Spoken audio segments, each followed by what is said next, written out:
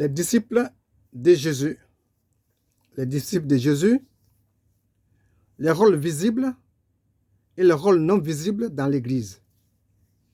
Les rôles visibles et les rôles non visibles dans l'Église.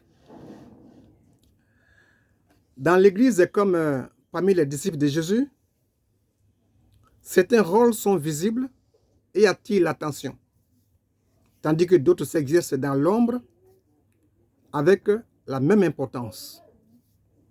Avec la même importance. Cette complémentarité reflète le corps du Christ, où chaque membre, qu'il soit exposé ou discret, participe activement à l'œuvre divine. Certains disciples de Jésus sont peu visibles dans les évangiles. Qui étaient-ils et pourquoi sont-ils restés discrets malgré leur fidélité? Pierre, Jean, Jacques et Judas ont incarné des rôles clés, des rôles majeurs: foi, fidélité, sacrifice ou trahison. Découvrons ensemble leur influence sur l'histoire chrétienne. Chers amis, bonjour. Votre frère Germain Sewé. D'abord, parlons des disciples discrets de Jésus. Des disciples discrets de Jésus. La Bible ne détaille pas la vie de tous les apôtres. Non. Certains disciples de Jésus, Jésus-Christ, apparaissent rarement dans les évangiles et les actes des apôtres. Cette discrétion peut s'expliquer par leur mission modeste, par un tempérament réservé ou simplement par le choix des évangélistes de mettre, en avant, de mettre l'accent sur les figures les plus visibles. Voici ceux qui se sont fait les plus distraits, les plus silencieux. Alors, premièrement, nous avons Barthélemy, appelé Nathanaël. Barthélemy, appelé Nathanaël. Cité dans les listes des 12, c'est-à-dire dans Matthieu 10, Marc 3, Luc 6, Acte 1, il est aussi mentionné dans Jean 1 pour son intégrité. Toutefois, il ne joue aucun rôle majeur dans les récits. Et puis nous avons Simon le Zélote. Simon le Zélote est probablement issu du mouvement nationaliste juif des Zélotes, comme les patriotes en Côte d'Ivoire, chez nous. À part son nom dans la liste, il ne figure dans aucune scène évangélique identifiable. Et puis nous avons Jacques, fils d'Alphée, ou Jacques le mineur. Jacques le mineur. Jacques est mentionné dans les récits des apôtres, mais aucune action ni parole de lui, du moins, ne lui est attribuée. Donc on ne sait pas précisément ce qu'il a fait et ce qu'il a dit. À ne pas confondre avec Jacques, frère de Jean. Chers amis, puis nous avons Jude Thaddée. Jude Thaddée apparaît brièvement dans Jean 14, verset 22, lorsqu'il pose une question à Jésus à propos de son apparition après sa mort aux disciples et non au monde entier en tant que Messie. Autrement, il reste en retrait. Mes chers amis, pourquoi véritablement cette discrétion? Pourquoi cette discrétion? Cette discrétion était liée donc, comme annoncé, à des fonctions discrètes. À des fonctions discrètes. Il jouait peut-être un rôle de soutien. Elle était liée à un tempérament personnel. Tous n'étaient pas des meneurs. Tous n'étaient pas des grands orateurs. Donc, tous ne pouvaient pas être au devant de la scène. Cette discrétion était le choix éditorial de ceux qui ont fait le récit biblique. Les évangélistes ont surtout mis l'accent, ont mis en avant les figures centrales de la mission de Jésus. Et puis nous avons Joseph d'Arimathée. Joseph d'Arimathée est le disciple de l'ombre qui honore Jésus après sa mort.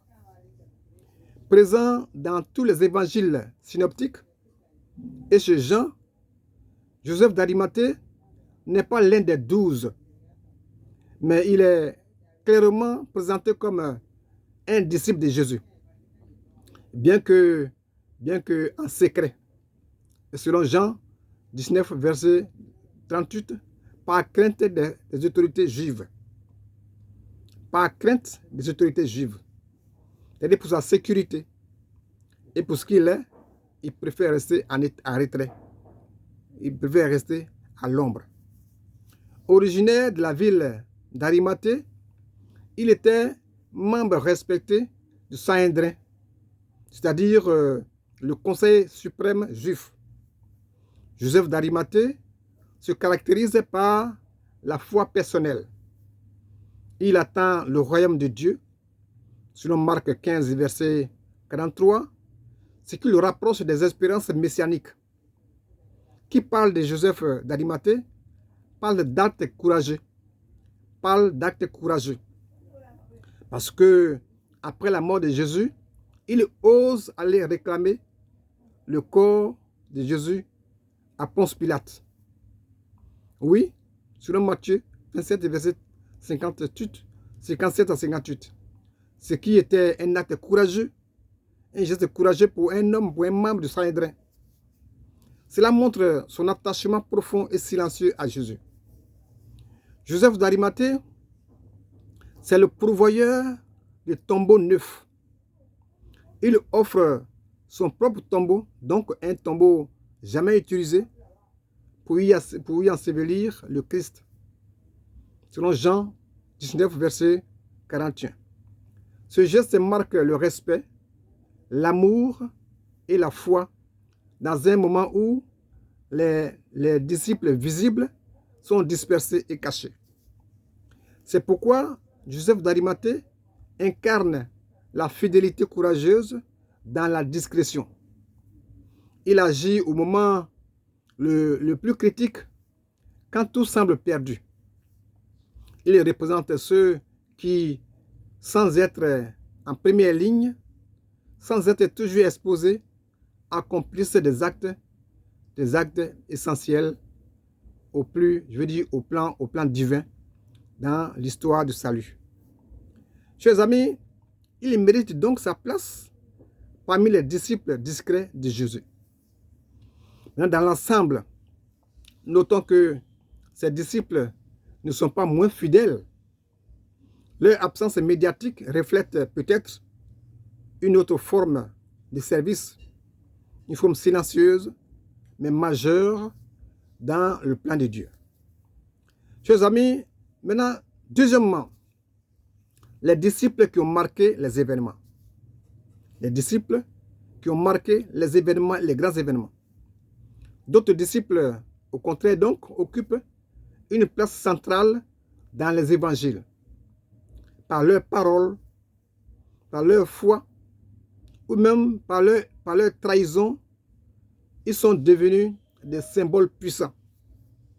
Premièrement, nous avons Pierre, Simon-Pierre, le fondateur impulsif. Pierre était le porte-parole du groupe. Il prend la parole à plusieurs reprises et agit avec audace, comme lors de la marche sur l'eau, par exemple, Matthieu 14, verset 28-29. Il avait un rôle symbolique. Jésus lui dit, « Tu es Pierre, et sur cette pierre, je bâtirai mon église. » Matthieu 16, verset 18. Pierre symbolisait le reniement, le pardon et le leadership. Il a renié Jésus, c'est la chute. Il a pleuré. Il a été pardonné, la repentance, restauration. Et il a conduit résolument la troupe. À jamais la fidélité, le leadership. Et puis nous avons Jean, le fidèle bien-aimé et témoin intime. Jean. Jean est membre du trio privilégié auprès de Jésus. Ce trio, c'est-à-dire Pierre, Jacques et Jean, c'est ce trio qui est présent lors des moments clés de la vie de Jésus, comme la transfiguration. Matthieu 17, versets 1 à 8. Il est présent au pied de la croix lorsque les autres ont fui, lorsque les autres se sont cherchés, comme le dit.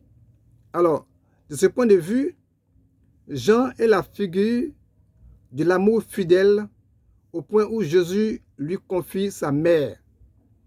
Jean 19, verset 26 à 27. Il est aussi considéré comme le théologien à travers son évangile au ton plus spirituel. Et puis nous avons Jacques, fils de Zébédée, le premier martyr, celui-là qui a été le premier à souffrir de l'évangile. Jacques est présent dans les grands moments. Il symbolise le premier martyr, le premier apôtre martyr, acte 12, verset 2, le sacrifice total, celui qui a été tué à l'épée par Hérode, ce qui montre son engagement total jusqu'à la mort. Et puis, enfin, Judas Iscariote, le traître tragique. Judas était trésorier, était l'argentier du groupe, mais surtout celui qui a livré Jésus aux autorités contre 30 pièces d'argent.